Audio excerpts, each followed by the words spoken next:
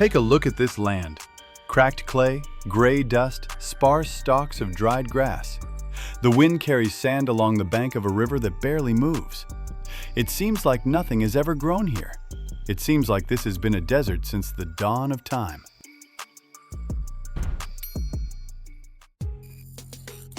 But that isn't true.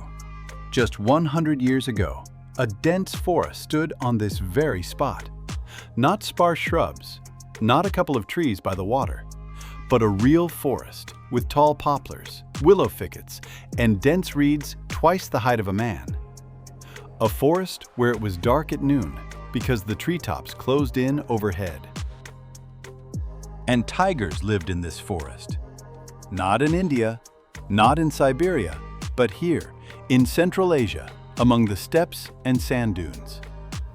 Tigers hunted along the banks of the Amu Darya and Sir Darya, hid in the reed beds, and swam across the channels. It sounds like a mistake in a textbook, but it's the truth. Most people, if you ask them about the nature of Central Asia, will picture the same thing. Endless steppes, the Karakum Desert, camels, scorching heat. No one will mention forests. No one will remember the tigers. Because this part of history vanished so quietly that almost no one noticed. These forests were called tugai. The word is unfamiliar, almost forgotten. But behind it lies an entire world that existed for millennia and was destroyed in less than a single century. A world that today is known only to specialists and a few local old-timers who still remember what the riverbanks looked like in their childhood. This is a story about how you can wipe a huge living system off the face of the earth and leave almost no trace behind. Not in the Amazon jungle, not in Africa, but in the very heart of Eurasia, in a region that is on everyone's lips today. A story that almost no one has ever told. When the tugai disappeared, the tigers disappeared along with them. This is not a metaphor and not an exaggeration. It's a direct connection that can be traced step by step. And it is this connection that turns what happened into not just an ecological statistic, but a real tragedy with specific causes and specific culprits.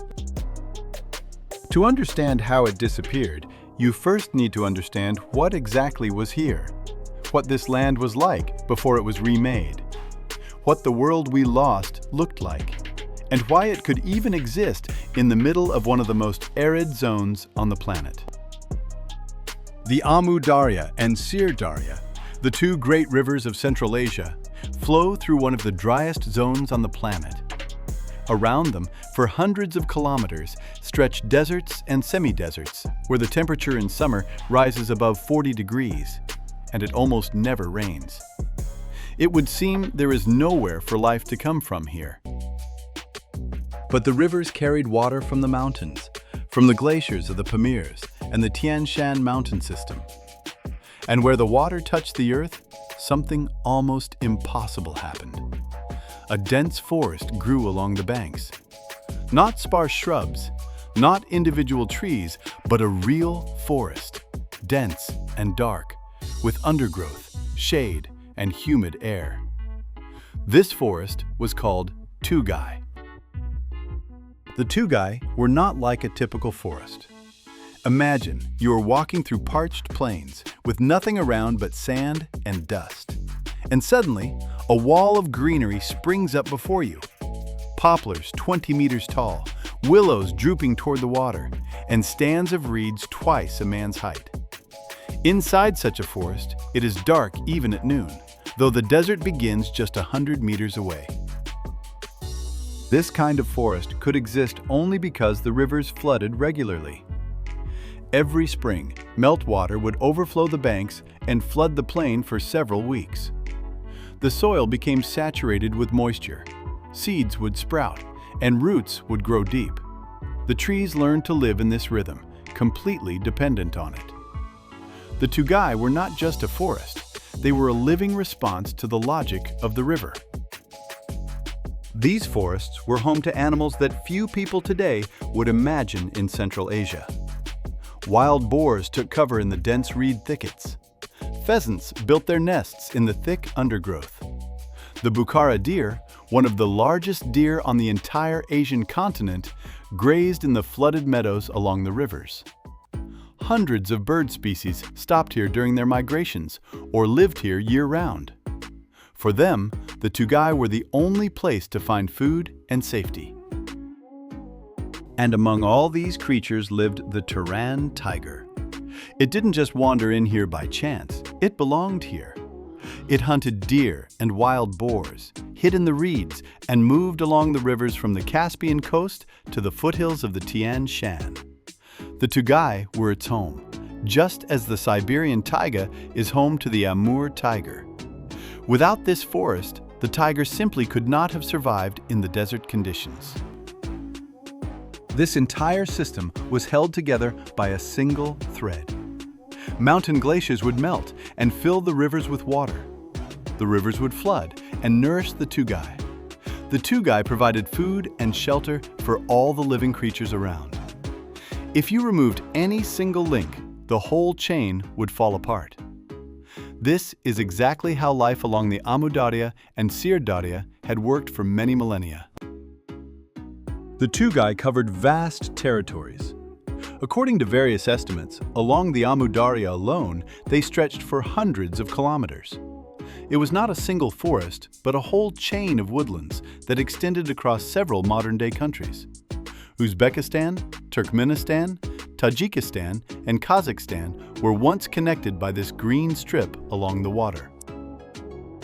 People had lived alongside the tugai since time immemorial.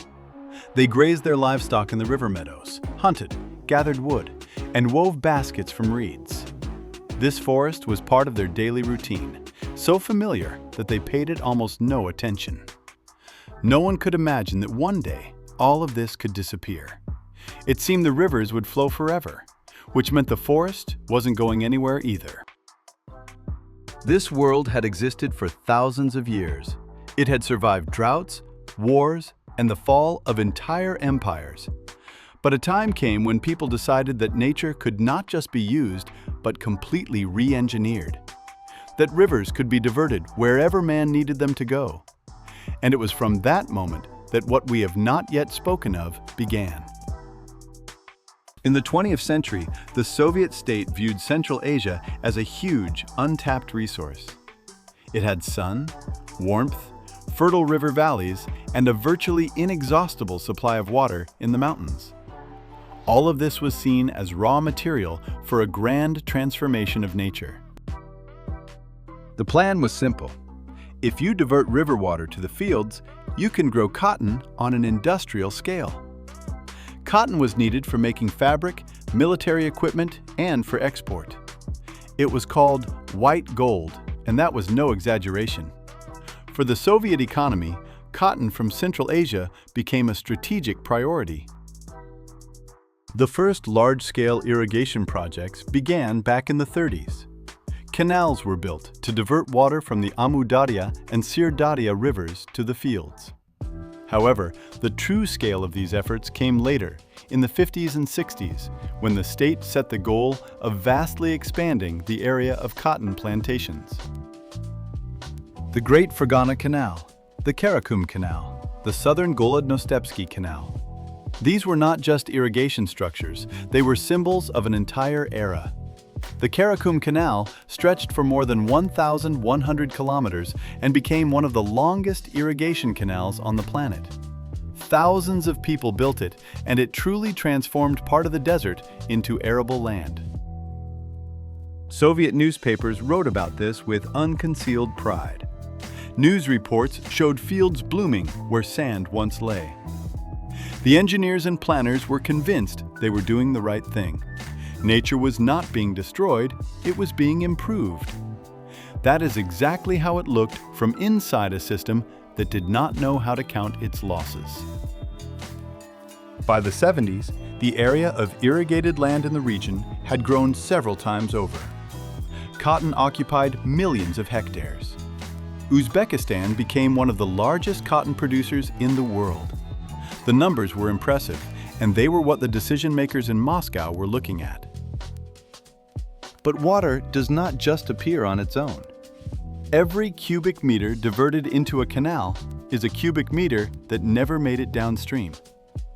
The Amu Darya and Sir Darya began to grow shallow. At first, it was almost unnoticeable, but over time, it became more and more obvious. The floods that fed the tugai forests grew weaker, shorter, and in some places stopped completely. Most people know that this was when the Aral Sea began to die. It was deprived of the rivers that fed it and began to dry up. This catastrophe was photographed, documented, and has been the subject of thousands of scientific papers. But the Aral was only its most visible manifestation. Along the riverbanks, away from the public eye, something else was happening. The tugai forests depended on the floods, just as the Aral Sea depended on the inflow of water. It was a single system, just different parts of it. When the rivers grew shallow, the forest began to receive less moisture. Trees started to dry up from the edges, the reed beds receded, and the soil under the forest canopy became drier and harder. All of this happened gradually, without a single moment that could be called a turning point. There was no day when the forest just up and disappeared. It simply became smaller, sparser, quieter. And while new canals were being dug and record harvests were being reported, something along the rivers began to change. Quietly, without any headlines, the forests began to retreat. When the rivers began to grow shallow, the tugai forest did not die all at once. They died in layers. The first to dry up were the areas farthest from the water, those that had always received less moisture than the rest. Then the reeds retreated. Then the old poplar trees began to fall, their roots no longer able to reach the groundwater. A tugai forest is structured so that each of its tiers is supported by the one before it.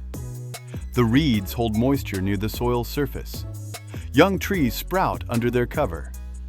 The trees provide shade, which keeps the soil from drying out completely. When one tier disappears, the next one loses its support. The system does not just weaken, it comes apart piece by piece. By the 1960s of the 20th century, the area of tugai forests along the Amu Darya had shrunk by about half compared to the beginning of the century. By the 80s, less than a third of the original forests survived. This is not a rough estimate or a rounded number. This is what Soviet ecologists recorded when they finally got around to the calculations. They started too late. The animals reacted before people had a chance to notice anything. The wild boar moved to where the reeds still remained. The pheasant disappeared from areas where the forest had thinned so much that there was nowhere left to hide from predators. The Bukhara deer, which foraged in the floodplain and drank from the river, found itself in the open, without protection, without shade, without its usual food. The Turan tiger was the last in this chain. It was at the top, and when the foundation began to crumble, the top collapsed the fastest.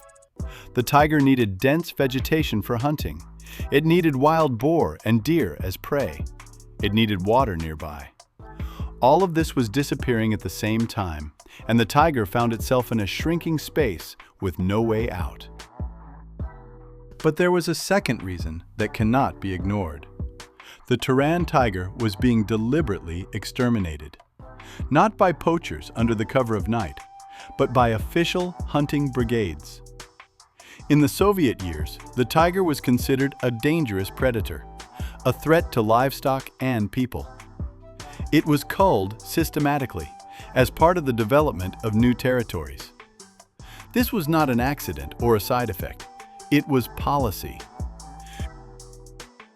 The last Turan tiger in Central Asia was seen in the early 1950s of the 20th century.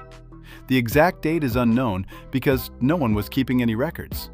There was no moment when someone declared the species extinct. It simply stopped being seen. First rarely, then very rarely, then never. A subspecies that had existed for millennia vanished in about 2 decades. This is what makes the story of the tugai forests especially tragic. The Aral Sea was dying in plain sight. It was filmed from airplanes, photographed from satellites, and shown in documentaries. Rusted ships on the dry seabed became one of the most recognizable symbols of ecological disaster in the 20th century. But the tugai forests disappeared away from the camera lenses, without witnesses, without a chronicle. No one captured the moment the last poplar tree fell in the Amu Darya floodplain. No one noted how the reed beds retreated a kilometer, then another kilometer. There were no news reports, no alarming headlines. There was only silence, and in that silence, an entire world vanished. This is precisely why almost no one knows anything about the tugai forests even now, decades later. The point of no return did not come when the last tiger disappeared. It came earlier, when the fragments of the forest became too small and too disconnected to survive on their own. A forest broken into separate islands loses its ability to regenerate. Seeds do not spread over the necessary distances. Animals cannot move between the patches. Each fragment begins to fade away in isolation. The tiger vanished. The forests vanished. But the land remained, and it holds traces of what once existed here. The roots of old poplar trees are still found in the soil. In the names of kishlaks and natural landmarks, words that meant forest, thickets, or reeds have survived. The language remembers what is no longer there. And that, perhaps, is the only thing they did not manage to destroy along with the tugai forests themselves. When the tugai forest disappeared, the first to feel it were not the scientists or the officials. It was the people who lived by the rivers, the fishermen whose nets started coming back empty, the shepherds who could no longer find shade in the midday heat, the families whose gardens began to be buried in sand because there were no trees left to hold the riverbank. The tugai forests served as a natural barrier against the desert. The tree roots bound the soil along the riverbanks. The dense undergrowth retained moisture. When the forest disappeared, the banks began to crumble. The rivers started to grow shallow and change their courses. The soil, with nothing left to hold it, began to salinize and get buried under sand. The lands that had fed people for generations turned into barren takyrs. Fishing in the lower reaches of the Amu Darya and Sir Darya had basically died out by the 1980s. Not only because the rivers were getting shallower, but also because the spawning grounds, sheltered in the tugai thickets, were gone. Fish would go there to lay their eggs, and without these sanctuaries, the populations collapsed in just a few years. Entire villages that had lived off the river for centuries found themselves without their usual source of food. The climate along the former floodplains changed too. The tugai forests created a special microclimate. It was cooler in them during the summer, warmer in the winter, and the air humidity remained higher. When the forest vanished, this buffer zone was lost. The temperature swings became more extreme. Dust storms, which used to be absorbed by the green wall, now swept through unimpeded, burying fields and homes for dozens of miles around. There are consequences that are harder to express in numbers. The tugai were a part of people's lives not just as a resource, but as a place. People went there for firewood, for reeds for their roofs, for medicinal herbs. They grazed their livestock there during the hot months. They hunted there. They simply spent time there. When this place disappeared, a part of the way of life that depended on it went away with it. The languages of the peoples of Central Asia have preserved dozens of words related to the tugai and floodplain forests, names of plants that no longer exist, names of places whose meanings have become unclear to the young. The word tugai itself is familiar to many, but very few can explain what exactly it described. Language holds memory longer than nature itself, but even this memory is gradually fading. The generation that grew up after the 1960s never saw proper tugai forests. To them, a riverbank is just a bank, dry, open, without any shade. They didn't know it could have been any different here. And this is perhaps the quietest of all the consequences. The loss not only of the forest itself, but also of the very idea that such a forest was even possible in these parts. By the end of the 20th century, the area of tugai forest in the Amu Darya Basin had shrunk by about 10 times compared to the beginning of the century. In a number of areas, all that remained of the former floodplain forests were narrow strips along the water, too thin to function as an ecosystem. This is no longer a forest, it's a shadow of one, a remnant that cannot reproduce itself and is only hanging on until the next drought or another water diversion upstream. The disappearance of the tugai did not become a topic of international conferences. There were no photos that went viral around the world. There was no single moment that could be called a catastrophe. There was a long silence, stretching over decades, in which patches of the living world faded away one by one. And it was this very silence that made the loss almost invisible, even to those who lived nearby. But in some places, the tugai survived. In hard-to-reach river bends, in protected areas, along those stretches of river that the irrigation canals never reached. Small, scattered, but alive. And the people who know these places are now taking on what seemed completely impossible just a few decades ago. The tugai that have survived are concentrated in a few spots. These are the Amu Darya Delta in Uzbekistan and Turkmenistan, certain sections along the Sir Darya in Kazakhstan, and the river floodplains in Tajikistan. Small islands of the living world, separated by hundreds of miles of degraded land. In Uzbekistan, a portion of these territories is protected within the Amu Darya State Nature Reserve. It was founded back in the Soviet era, and it is one of the few conservation initiatives of that time that brought real benefits. It is here that fragments of the tugai have been preserved, extensive enough for large animals to inhabit them. The main symbol of restoration today is the Bukhara deer. In the middle of the 20th century, there were only a few hundred of them, and the species was on the verge of complete extinction. Captive breeding programs followed by the release of animals into the wild have paid off. Today, several thousand individuals already live in the protected zones of Uzbekistan and Tajikistan. This isn't a victory yet, but it is a move in the right direction. At the same time, work is underway to restore the tugai themselves. Turanga and oleaster poplars, willows and tamarisks are being planted. This is a slow process. A tree takes years to grow, and a full forest canopy takes decades to form. But without this step, any restoration of fauna is meaningless, because animals don't just need water, they need an environment. Some of these efforts are supported by international organizations, while others rely on local initiatives and small teams of scientists who have been working here for years. These are not high-profile projects with large budgets. These are people who know every stretch of the riverbank, monitor the water levels, and count deer by their tracks in the mud. One of the main problems today is water. The tugai cannot recover in places where the rivers continue to grow shallow. And the rivers are growing shallow because the irrigation system, built during the Soviet era, has not gone anywhere. The fields still require water, and the question of how much water to leave for the rivers is a political issue, not just an ecological one. To this day, there is no single agreement among the countries of the region on water distribution.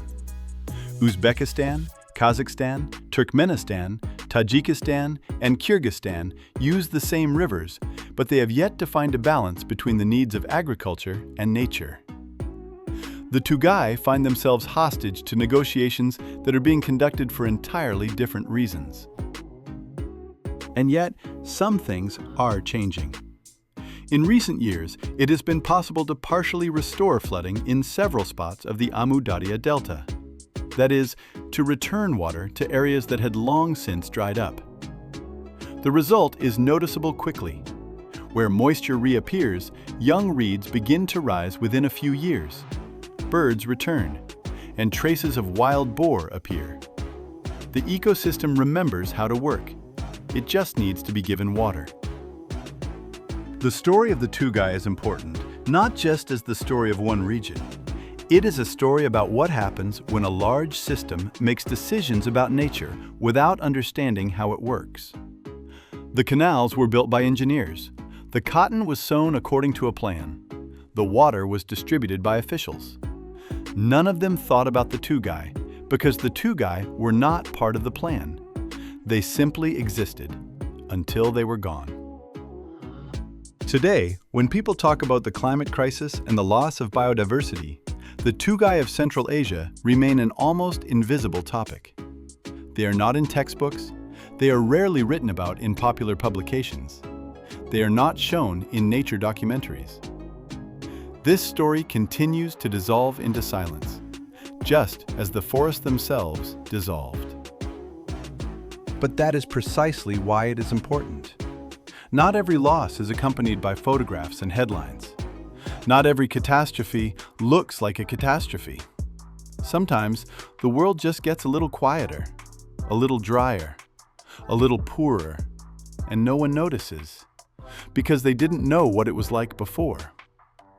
The tugai disappeared in exactly this way. And that is precisely why we need to talk about them. Somewhere along a bend in the Amu Darya River, in a place the canals never quite reached, stands an old poplar tree. It might be 100 years old, or maybe even more.